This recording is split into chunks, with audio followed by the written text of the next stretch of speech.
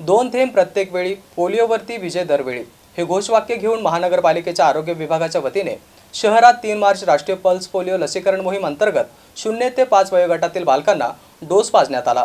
यावेळी अनेक केंद्रांवर मोठ्या संख्येने नागरिकांची गर्दी दिसून आली।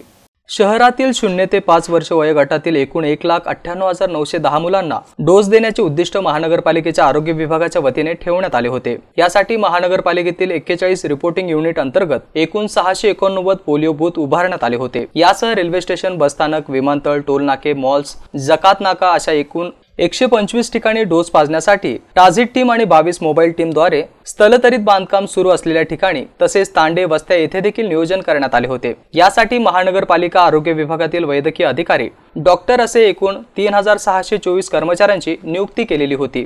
दोन थेंब प्रत्येक वेळी, पोलिओवरती विजय दरवेळी हे घोषवाक्य घेऊन 3 मार्च रोजी सकाळी 8 ते 5 वाजेपर्यंत वयोगट 0 ते 5 वयोगटातील बालकांना पोलिओ लसीकरण करण्यात आले। यामध्ये अनेक नवजात शिशूंचा समावेश दिसून आला। शहरातील बहुतांश स्लम भागातील आरोग्य केंद्र आणि अंगणवाडी केंद्रांवरती नागरिकांनी आपापल्या बालकांना डोस पाजला। रेल्वे स्टेशन परिसरातील हमालवाडा येथेही मोठी गर्दी दिसून आली। या ठिकाणी आरोग्य कर्मचाऱ्यांनी मुलांना डोस पाजून हातावरती लसीकरण झालेले चिन्ह मार्क केले। दुपारपर्यंत जवळपास 55% लसीकरण झाल्याची माहिती सूत्रांनी दिली आहे। या मोहिमेमध्ये डोस पाजून वंचित राहिलेल्या मुलांना पुढील 5 दिवस घरोघरी जाऊन पोलिओ डोस पाजला जाणार आहे, अशी माहिती महानगरपालिका आरोग्य विभागाकडून देण्यात आली आहे।